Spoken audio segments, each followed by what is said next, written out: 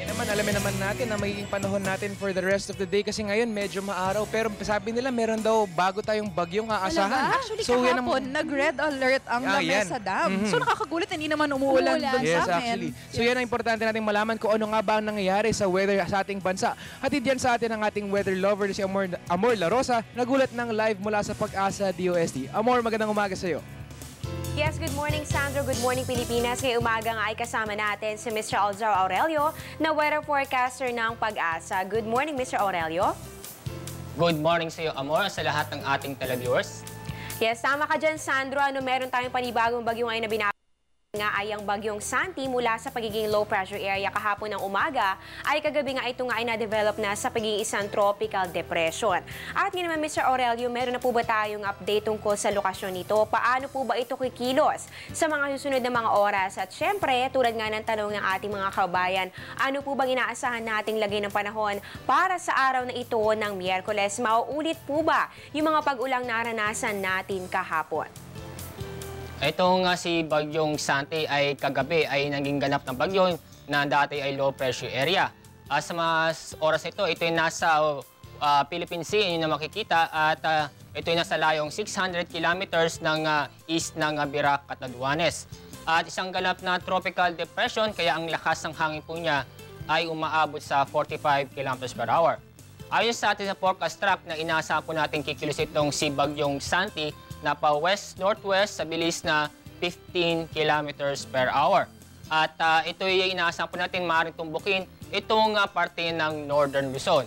Sa mga oras ito, wala pang direktang nakaka-apekto itong bagyong ito sa ating bansa. Kaya wala po nakataas ng public storm warning signal sa limang bahagi ng ating bansa. Kaya inaasahan po araw nito na magiging maulap na may mga light to moderate rains at thunderstorm yung makikita ay dahil po sa ITZ at dito sa Bicol Region, Mimaropa at yung buong Visayas at ganoon din ang buong Mindanao. At yung nalalabing bahagi ng ating bansa kasama Metro Manila ay katulad po kahapon ay patuloy tayong makakaranas ng bahagya hanggang sa maulap na kalangitan na may mga isolated na pagulan o thunderstorm.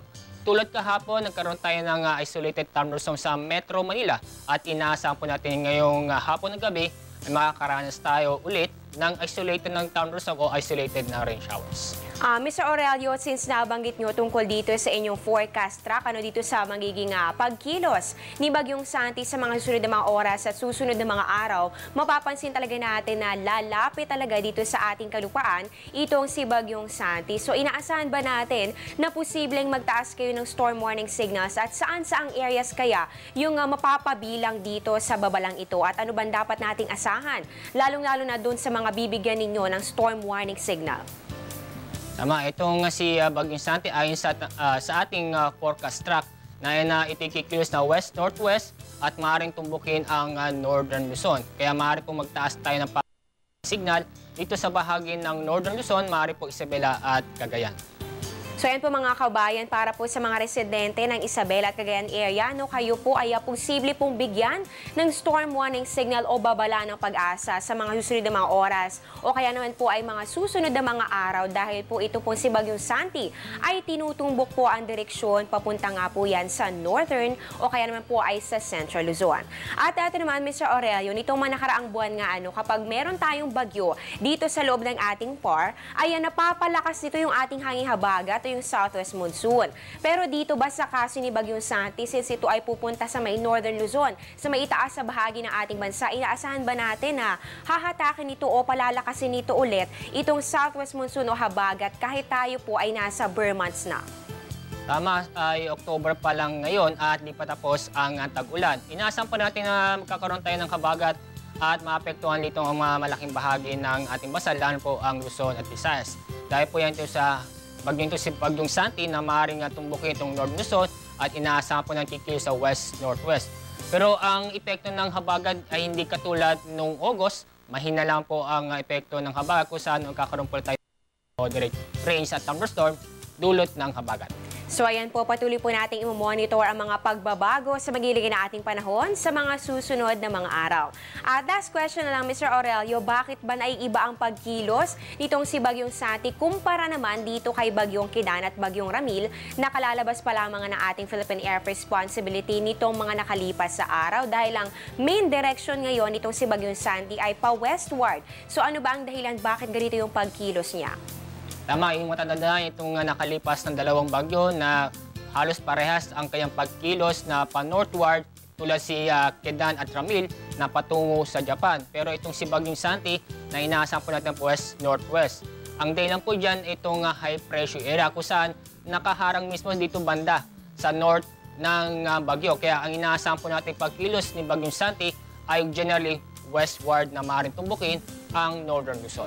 Okay, so ayan po, naintindihan na po natin na talaga pong may epekto pa rin talaga itong high pressure area dito sa pagkilos sa mga bagyo na umiiral dito sa ating Philippine Area of Responsibility. Maraming salamat, Mr. Aurelio. Meron ka na lang ba mga reminders para sa ating mga kawayan, lalong-lalo na ngayon na naman tayong binabantayang panibagong bagyo? Tama po, ay patuloy tayong maging update sa ating weather. Lalong po meron tayong bagyo, si Santi nga po. At maging handa po tayo, lalo na po sa western section ng Luzon tulad ng Cagayan, Isabela.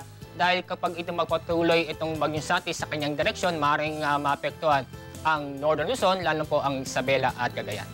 Maraming salamat ulit, Mr. Aurelio. Natunghan nga po natin si Mr. Alzar Aurelio na weather forecaster ng Pag-asa. At yan muna ang latest mula dito sa Pag-asa. Ako po ang inyong weather lover, Amor La Rosa. Balik muna sa inyo, Dayan.